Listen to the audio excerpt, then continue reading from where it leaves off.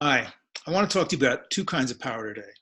The power that comes from force and the power that comes from vulnerability. Now, all of us are familiar of the kind of power that comes from force. We just have to pick up the newspaper and look at conflict all over the world where there is one force meeting another force. And many times there is a reactionary force and a revolutionary force, and one either defends its position or the revolutionary force takes over the reactionary force, and lo and behold, we have ultimately another reactionary force. Because basically what we're doing is replacing one tyranny with another when it comes from a power that is based on force. Okay. There's also a lot of discussion in the culture about the power of vulnerability. Well, what is that? Well, that means when you show up without some sort of protective armor on yourself, whether that's emotional or even literal, and you engage with other human beings based on who you are and what you think and how you feel. And you do that from the standpoint of not trying to overwhelm anybody else, but just simply expressing who you are as a human. And that we find in many situations is extraordinarily attractive because other people feel then they have the permission and the audience to do the same. Fine. It would seem to be a Pollyanna story, which I think it is, to say that the power of vulnerability will overwhelm the power of force, because inherent in that statement is the idea that vulnerability has the same kind of force. It doesn't. However, in my experience, particularly in the last year, in working with clients literally from all over the world in the dreams that they are having, there is this understanding that power and the concept of power is being replaced within them. The best way to illustrate this is, let me read you a dream. This is a dream of a guy who's in his 50s, white, heterosexual, successful guy, okay? I'm with a guy who I knew a long time ago. His name is Woody, and he went to an exclusive private schools and an Ivy League college, and he came from money. He had a patrician air about him and was initially an architect and then a set designer for stage and film. I always felt a sense of polite contempt from him. We're working for the same company. We both need to go to Amsterdam to work on different projects. His was further along than mine was. I was just beginning and going to get really the lay of the land. I knew that he was the person in charge. I knew that he knew the person in charge of the Amsterdam office and asked him if he could make an introduction. He was very friendly and wanted to help, much different than I experienced him in waking life, but it seemed that there would likely be a scheduling problem. Then we're driving to the airport in his car. It's an old classic Mercedes. Woody tells me that he has to stop and have a mechanic look at it along the way. It hasn't been running well, and he's upset that they can't seem to fix it. We drive down a long ramp to a basement and then go into a waiting room. It's small, but has very comfortable furniture in it. I'm increasingly concerned about the trip. I realize that I've only packed one pair of jeans and I'm wearing a pair of black and white check pants.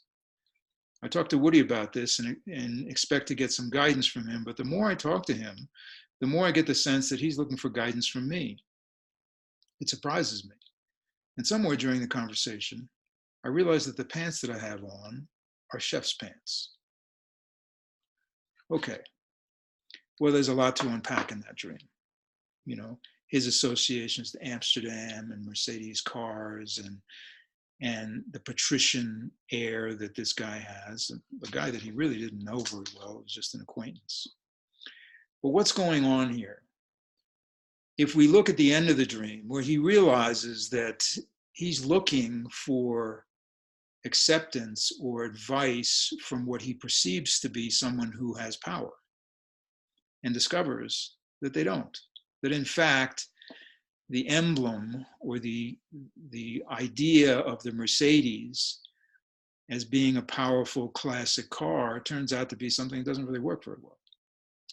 Now, what's interesting about this guy is that he grew up in a neighborhood, in a community that had all kinds of people in it that went to private schools and so forth, right? And it wasn't until he became a young man that he realized that it was a bit of fraud in terms of his family living there because they came from working class families. They aspired to this sort of upper middle class life.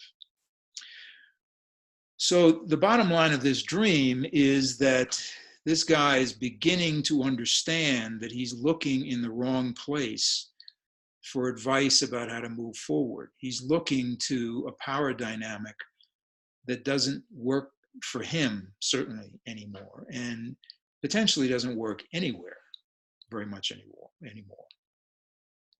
And at the end of the dream, we understand that the message for him is go cook your own meal. Go into your own kitchen. Go figure out who you are, because the places you're looking for advice are the wrong places. You're not going to get it. They're looking to you. Now, I don't want to be Pollyanna about this. You don't walk into a situation with your vulnerability where there are people who are in the dynamic of the power of force. At least not unless you're really aware of what you're doing. What's going on here is not one sense of power overwhelming the other. What's going on here is that we're adding a dimension to our concept of what power is about. Because let's face it, there is the power of force, there is the power of the state, there is the power of law, and we're not walking away from those things so fast.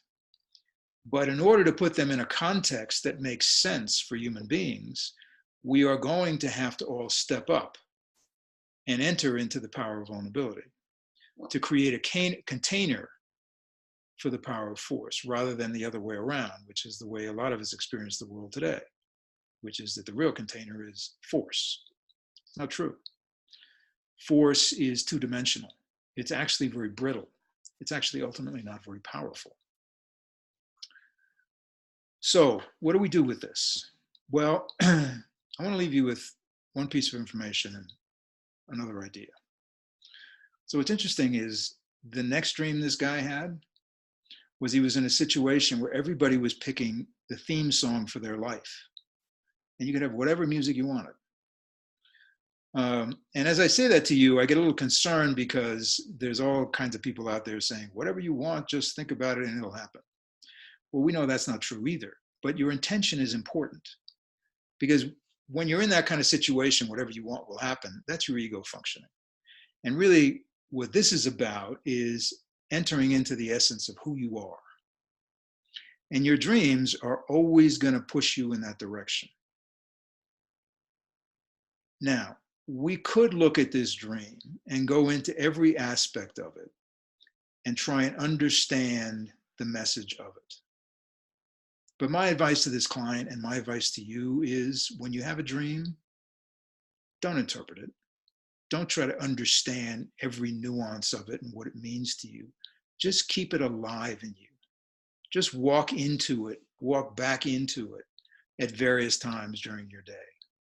And when another dream comes along that replaces it, do the same with that.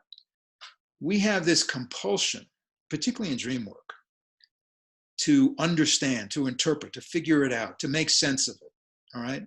And in doing so, we basically kill off all the alternatives.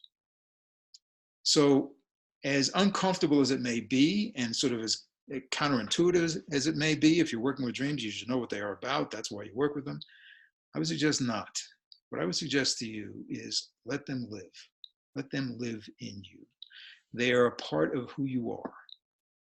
And they will make you much more aware of your surroundings and much more allowing for your surroundings and the people in your life to impact you emotionally and spiritually and intellectually.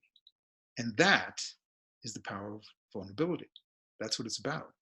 As soon as you start trying to figure stuff out, you leave town in terms of vulnerability. So that's my wish for you. Let your dreams live inside you. Take care of yourselves. I'll talk to you soon.